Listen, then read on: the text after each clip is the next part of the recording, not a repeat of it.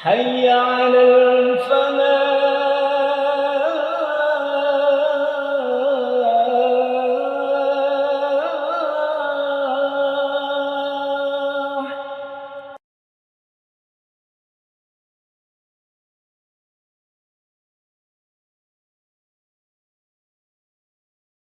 Bismillahirrahmanirrahim. Assalamualaikum warahmatullahi wabarakatuh.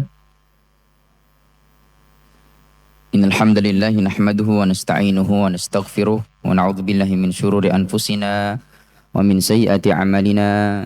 May yahdihillahu fala mudilla lahu wa may yudlil falan tajida lahu waliyan mursyida. Asyhadu an la ilaha illallah wa asyhadu anna Muhammadan 'abduhu wa rasuluh.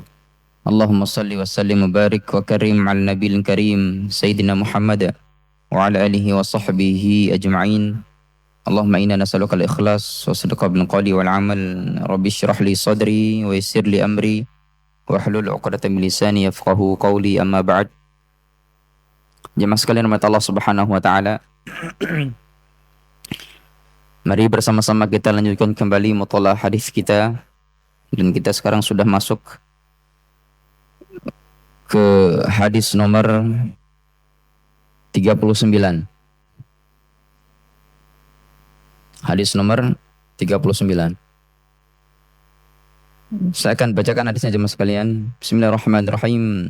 An Ibnu Abbas radhiyallahu anhuma anna Rasulullah sallallahu alaihi wasallam qala innallaha tajawaza li an ummatil al-khata'a wan nisyana wa mastukrihu alaihi. Hadisun hasan rawahu Ibnu Majah wal Baihaqi wa ghairuhuma. Artinya dari Ibnu Abbas radhiyallahu anhuma bahwasanya Rasulullah sallallahu alaihi wasallam bersabda, sesungguhnya Allah memaafkan untuk umatku karena aku. Yang pertama, kesalahan, dan yang kedua, kelupaan, dan apa yang mereka dipaksakan untuk melakukannya. Hadis ini diriwayatkan oleh Ibnu Majah, Baihaqi, dan selain keduanya. Hadis hasan. Jemaah sekalian rahmat Allah Subhanahu wa taala, hadis ini berkaitan dengan raf'ul faraj fil Islam. Raf'u itu artinya mengangkat, menghilangkan.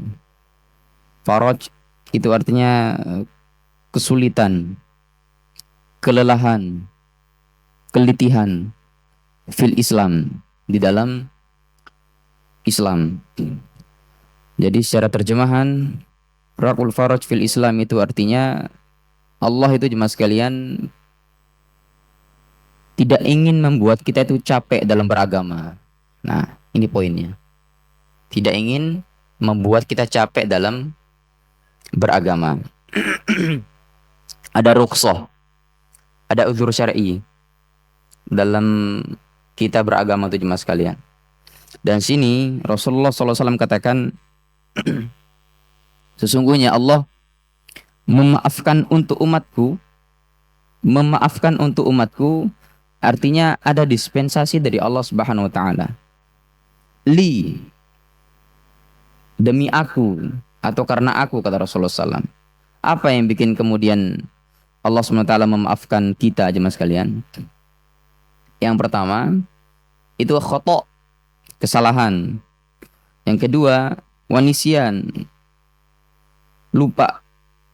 Wamastukrihu alaih, dan segala sesuatu yang dipaksakan untuk kemudian kita mengerjakan perbuatan itu. Ada 3. Kita akan bahas satu-satu. Yang pertama, al-khata' jemaah sekalian. Khata' itu artinya kesalahan. Pertanyaannya sekarang, apakah kemudian setiap kesalahan kita kemudian tidak dihukum berdosa?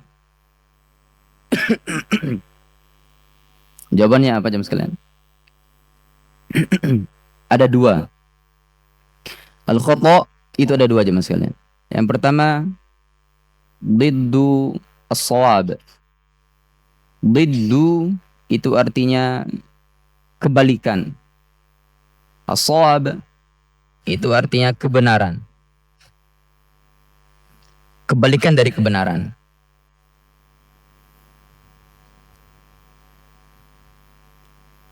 Khata' yang pertama, ini banyak sekali contohnya.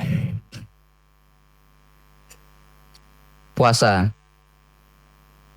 Jelas, puasa itu apa? Puasa Ramadan, konteksnya Ramadan. Wajib. Sampai kemudian ada udzur yang lain. Tapi kalau kemudian orang ini dia paham bahwa ini wajib dan dia sudah menyentuh mukallaf, dia paham kapasitas dia bisa untuk puasa, tapi dia kemudian tidak berpuasa, ini khata' yang memang sengaja, namanya diddu amad,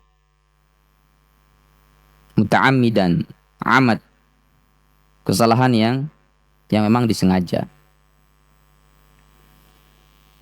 Ada kesalahan yang memang tidak disengaja, yang kayak tadi itu. Imam lupa rokaat, imam lupa rukun, ataupun bacaan-bacaan makroknya. Ada kemudian makmum di belakang untuk mengingatkannya atau membenarkannya. Ada namanya sujud sahwi. Bukan sujud tilawah, sujud sahwi. Ataupun nanti kemudian dia lengkapi, dia sempurnakan ketika dia ingatnya itu ketika kemudian dia setelah salam atau setelah sholat. Ada beberapa jemaah sekalian. Ataupun khata' dalam konteks para ulama. Mujtahid. Bukan mujahid, mujtahid. Para ulama yang kemudian berijtihad jemaah sekalian, itu nggak pakai nafsu. Untuk istimbat hukum itu jemaah sekalian, untuk menarik sebuah hukum, berfatwa, itu ada metodologi khusus. Nggak langsung kemudian haram, halal, makruh. Nggak. Para ulama jemaah sekalian, ini oleh Allah SWT, ketika mereka memberikan fatwa, satu fatwa, dan ada kemudian ada orang bertanya kepada ulama ini, ya Syekh, apa hukum A? Lalu kemudian Syekh ini atau ulama ini memberikan hukum halal katakanlah. Lalu ternyata dia salah terhadap keputusannya atau hukum atau fatwa yang dia keluarkan. Pertanyaannya, dia dihukum dosa enggak? Tidak. Justru dia dapat satu pahala aja mas sekalian. Itu bedanya kita sama ulama itu. Tapi kalau kita sekarang versi googling AI sudah bisa mengeluarkan hukum. Nggak pernah ngaji, males ngaji, nggak pernah, bahkan bacaan Qur'annya ya di bawah standar, sudah bisa kemudian berfatwa ABC dan seterusnya. Ketika dia kemudian jatuh, artinya salah dalam hukumi, pertanyaannya, dia dapat dosa nggak? Dapat, karena dia tidak melalui metodologi yang harus dijalani sebelumnya dalam mengeluarkan satu hukum. Ini khata'. Yang kedua, wan nisyan jemaah sekalian. Lupa. Bukan sengaja. Bukan sengaja lupa. Lupa.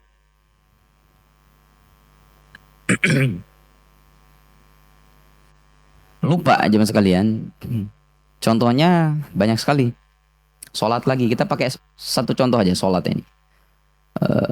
Ada orang kemudian dia itu saking biasanya sholat sebelum waktunya, atau dia intizaril waktu itu untuk menunggu waktu sholat subuh, dia itikaf. Nah biasanya terjadi di 10 hari terakhir ini. Dia keasikan qiyamul lail, asik sekali, khusyuk sekali, betah sekali, sampai berapa rakaat. Subuhnya ketinggalan dan dia merasa dia sudah sholat subuh. Ingatnya nanti jam 9 pagi dia baru bangun tuh. Langsung sholat. Seingatnya. Kapanpun ingat. Dalam hadis Rasulullah SAW mengatakan juga, man nama an sholatin au nasya falyusalliha idza dzakaraha. Barang siapa yang kemudian dia tidur dari sholatnya ataupun dia lupa, falyusalliha idza dzakaraha, maka dia hendaklah untuk sholat ketika dia kemudian ingat lagi. Bukan pura-pura lupa aja mas sekalian, beda itu. Dan ini uzur kedua yang oleh Allah SWT masih aman buat kita, nggak dihukumi dosa. Benar-benar lupa ya. Yang ketiga, wa mastukrihu alaih, dan segala sesuatu perbuatan apapun itu jemaah sekalian, kalau kita dipaksa untuk mengerjakannya, insya Allah ini masih aman dalam konteks melanggar aturan Allah atau dipaksa penguasa untuk kafir, untuk murtad. Beda jemaah sekalian. Ini bedanya, nanti kita akan bahas. Ada orang yang kemudian, kita pakai contoh kasus aja ya. Ada orang kemudian dia badannya kekar. Badannya kekar. Rohani jasmaninya itu masih sehat. Tapi oleh orang lain yang notabene jasmani, rohani, tubuh, kesehatannya tuh lebih bawah dari orang yang dipaksa. Nanti kita akan bahas kasusnya apa. Misalkan untuk membunuh, untuk mencelakakan orang lain oleh si yang kecil tadi itu. Padahal kita ada kuasa. Ini nggak masuk konteks dipaksa aja mas sekalian. Karena kita punya kemampuan untuk apa? Melawan.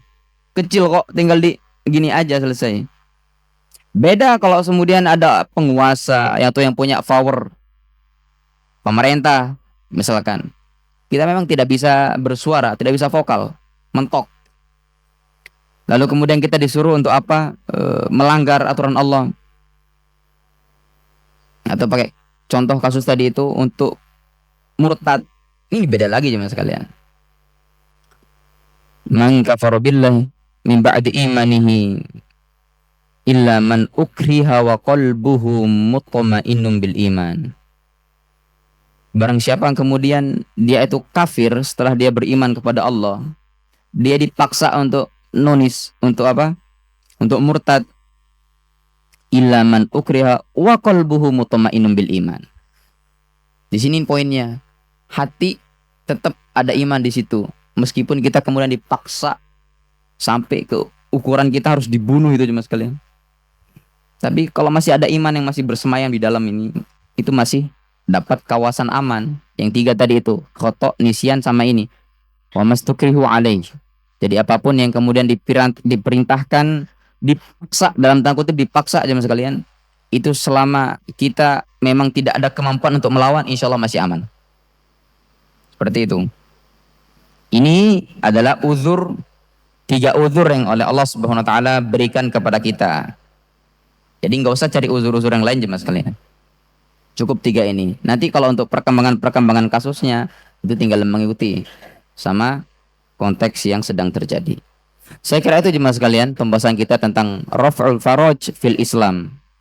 Tentang menghilangkan, tentang mengangkat kesulitan-kesulitan dalam beragama. Islam itu mudah insya Allah.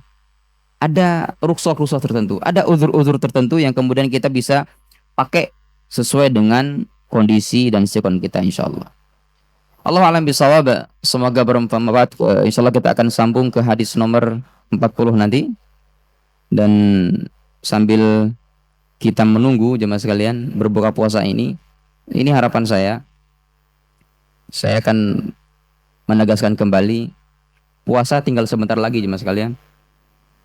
Monggo tilawahnya dikencangkan lagi, amal-amal yaumiyahnya ditingkatkan lagi, biar kemudian kita benar-benar nanti setelah lebaran itu kepegang, nempel, nggak cuma formalitasnya pas Ramadan saja.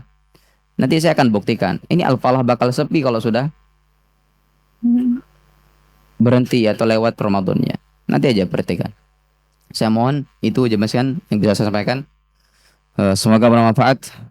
Subhanakallahumma bihamdika asyhadu an la ilaha illa anta astaghfiruka wa atubu ilaik. Assalamualaikum warahmatullahi wabarakatuh.